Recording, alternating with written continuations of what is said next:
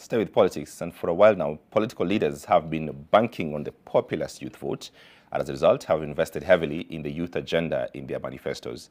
But the just released statistics by the IEBC on the audited voter register is likely to shift the tides, as the target group represents approximately 40% of the voters, contrary to their expectations. NTV's Ruth Sarmui tells us more.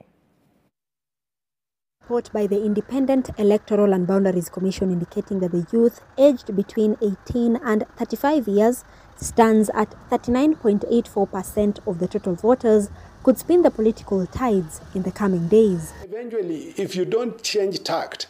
Dr. Masibo Lumalo, a political analyst from Moi University, says politicians will now invest in other groups. You need the young people to come out. You need them to come and be present during campaigns and all that. But the focus now should be in those kind of targeting groups that you really believe if they came out to vote, they will make a difference. A good example is women. Because you see, you are not going to invest heavily in a population who will not be able to influence the outcome of the elections. The low numbers comes against the backdrop of a high number of population aged under 35 years, a reflection that was expected in the IEBC's register. According to the 2019 census, those under 35 years contributed to 75% of the total 47 million Kenyans. And whilst not forgetting, the Commission managed to register about 2.5 million new voters in its two-phased campaign that targeted to enlist 6 million people, majority of whom were the youth. 39% is fairly low, and that is extremely scary because then you see most of the decisions that will be made by the leaders who will be elected will be affecting this bracket. Of course, the disadvantage with not taking part is that then the youth agenda won't be on the table.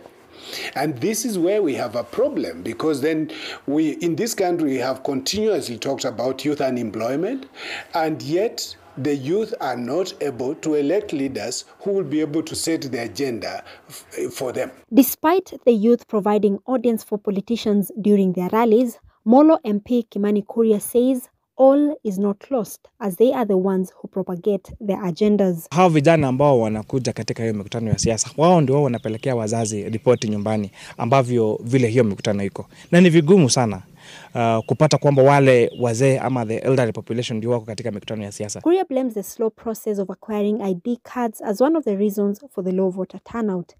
He is, however, calling on fellow legislators to include the youth in their manifestos despite their low numbers. Naomba the politicians ama viongozi wenzangu tusipate sababu ya to discriminate mambo ya vijana katika manifesto yetu ama katika kupanga serikali ambayo inakuja hapo mbele, kwa sababu that 9% is still very crucial. The voter apathy comes because people feel like even if I vote, there's going to be no change. So if we must address the question of voter apathy, then I think it's about time we also kept the promise. Ruth Sarmui, NTV, Nakuru.